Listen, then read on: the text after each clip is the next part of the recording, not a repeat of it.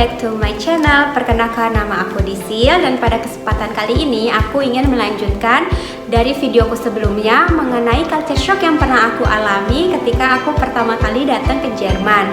So, bagi kalian yang belum nonton part satunya, kalian bisa cek videonya di YouTube channel aku.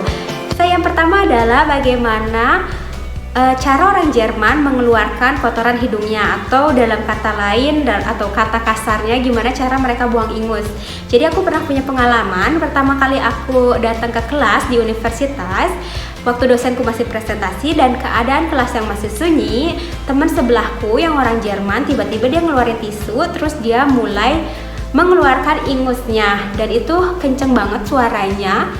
Awalnya aku berpikir bahwa nih orang tuh gak sopan banget gitu, dosen lagi presentasi tapi dia kenapa sih nggak ke toilet aja cuman buat keluarin ingus gitu. Nah, 15 menit kemudian teman di depanku tiba-tiba melakukan hal yang sama.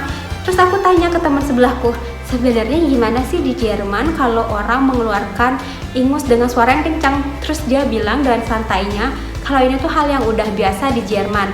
Pertimbangannya adalah daripada mereka menyedot balik si ingusnya, itu malah lebih jijik bagi dia, dan daripada mereka harus ke kamar mandi buang-buang waktu cuman untuk ngeluarin ingus. Jadi semua orang Jerman akan maklum jika kamu harus ngeluarin ingus di tempat dengan suara yang kenceng. Itu menurutku is okay kalau kalian lagi dalam keadaan yang tidak makan gitu. Tapi kadang orang Jerman kalau kita lagi makan atau mereka lagi makan gitu, mereka tetap melakukan itu. Itu sih yang menurut aku sampai sekarang aku masih agak Yang kedua adalah mengenai autobahn atau jalan tol di Jerman. Jadi kalau kalian di Indonesia kan ketika kalian memasuki jalan tol, kalian harus ngambil tiket atau kalian harus bayar di akhir perjalanan kalian. Di Jerman, jalan tol itu gratis. Sebenarnya tidak gratis secara tidak langsung karena kalian harus membayar pajak kendaraan yang kalian punya. Kemudian Jerman terkenal dengan disiplinnya, begitupun ketika mereka berkendara di jalan tol. Jadi jika ada kemacetan, misalnya yang jalurnya hanya untuk 3 jalur, mereka akan tetap menggunakan 3 jalur. Berbeda halnya dengan pengalamanku kalau aku nyetir di Jakarta misalnya, yang tadinya 3 jalur, kalau lagi macet itu bisa jadi 4 atau 5 karena mereka tiap mobil berebut untuk dapat free space biar mereka dapat lebih cepat gitu. Sedangkan di Jerman itu biasanya tidak seperti itu. Bahkan jika terjadi kemacetan, biasanya yang jalurnya 3 itu mereka sengaja mengamankan satu jalur di tengah, karena dengan tujuan jika ada ambulan di belakang atau mobil polisi yang harus dengan cepat melalui kemacetan, mereka bisa menggunakan jalur. Dan menurut aku itu harus kita contoh di Indonesia juga. Kemudian Jerman juga terkenal dengan jalan tol yang tidak memiliki limitasi atau kecepatan maksimum pada beberapa jalan tol gitu. Dan ini berbeda halnya dengan negara-negara di sekitar Jerman. Misalnya di Switzerland, itu Switzerland lebih menerapkan peraturan yang sangat ketat terhadap speed limit. Jadi aku pernah satu kali dapat tiket atau dapat denda dari Swiss karena aku berkendara 80 km yang harusnya cuma diperbolehkan 70 km per jam. Dan itu kan cuma 10 km lebih kencang, lebih cepat gitu. Tapi kalian tahu denda yang harus aku bayarkan adalah sekitar 250 euro. Dan itu banyak banget. Karena biasanya kalau aku di Jerman, aku mungkin hanya kena denda sekitar 40 atau sampai 120 euro. Seperti itu. Culture shock yang ketiga adalah pembuatan SIM di Jerman. Pembuatan SIM di Jerman itu terkenal mahalnya. Jadi aku pada tahun 2016 membuat SIM dan itu menghabiskan biaya sekitar 1.700 euro. Dan itu nggak mudah. Jadi pertama kali kita mau daftar itu kita harus membawa surat bahwa mata kita dalam keadaan yang normal atau kita bisa atau eligible untuk menyetir di jalan. Dan itu biasanya kalian dapatkan dari dokter mata atau dari optik. Yang kedua adalah kalian harus mengikuti kelas pertolongan pertama yang biasanya dilakukan atau diselenggarakan oleh PMI di Jerman. Nah, biasanya itu berkisar antara 40 euro. Jika kalian sudah memiliki 2 sertifikat itu, baru kalian bisa mendaftarkan diri kalian di Fahrschule atau di sekolah mengemudi. Nah, di sekolah mengemudi kalian akan mendapatkan 14 courses atau 14 pelajaran teori dan 12 pelajaran praktikum. Itu sekitar 20 sampai 45 jam. Nah, kelas praktikum itu biasanya kalian diwajibkan untuk mencoba menyetir malam hari, mencoba menyetir siang hari, coba nyetir di daerah pedesaan, mencoba menyetir kalau di tengah kota harus gimana, mencoba parkir atau gimana cara kalian bisa masuk jalan tol, gimana behavior kalian kalau di jalan tol dan lain sebagainya. Nah, setelah itu, setelah kalian sudah melakukan teori dan praktikal, si instruktur kalian akan mendaftarkan kalian untuk ikut ujian tes teori. Kalau kalian udah lulus tes teori, kalian bisa mendaftarkan tes praktikum. Nah, setelah kalian lulus semuanya, kalian dapat SIM, dan 2 tahun pertama dari kalian dapat SIM, kalian dikasih kayak probezeit alias 2 tahun masa percobaan. Jika dalam 2 tahun itu kalian tidak melakukan hal pelanggaran, kalian akan mendapatkan SIM di Jerman yang sifatnya unlimited alias nggak ada batas waktunya. Tapi kalau kalian melakukan kesalahan kayak nabrak atau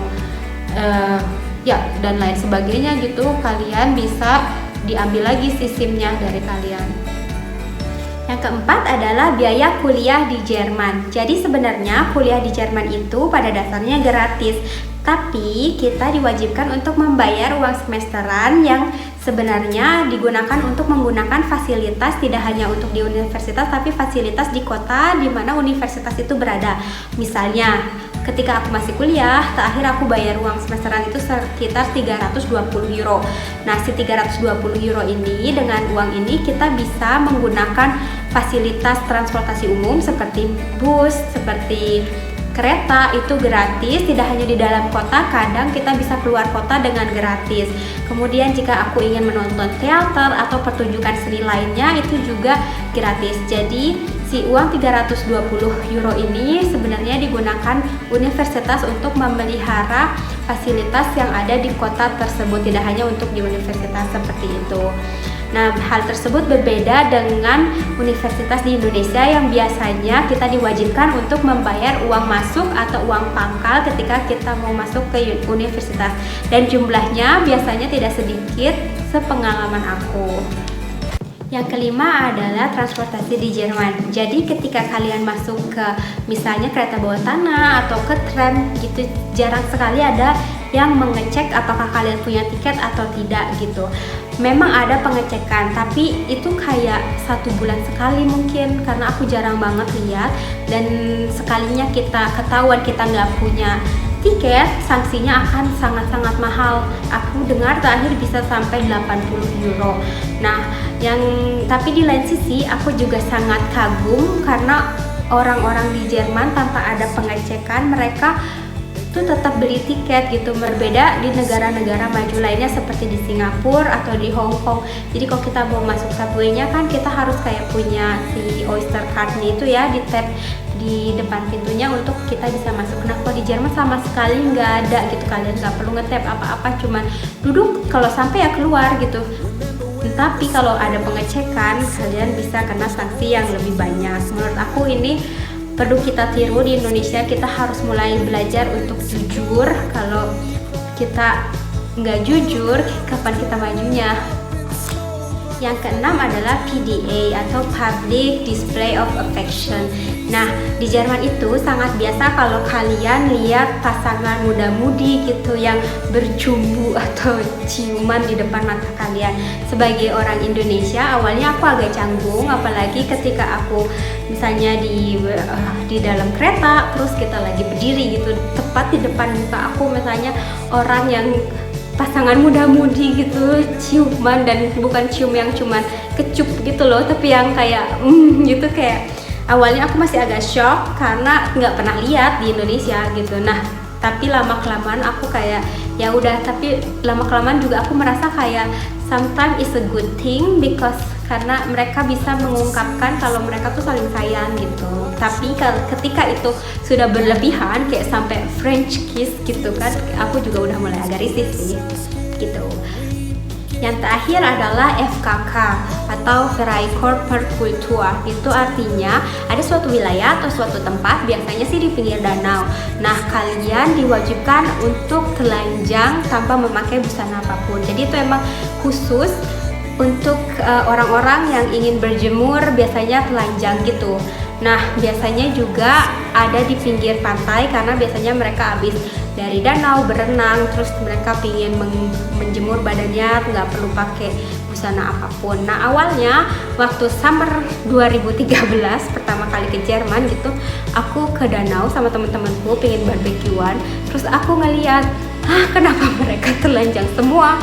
Aku kaget, aku culture shock karena ya nggak pernah lihat yang begitu kan.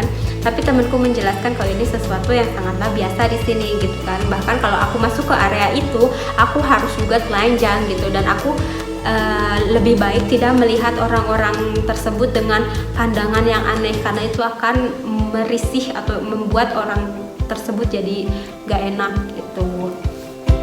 Nah, aku pikir sekian dulu video tentang culture shock yang aku pernah alami di Jerman.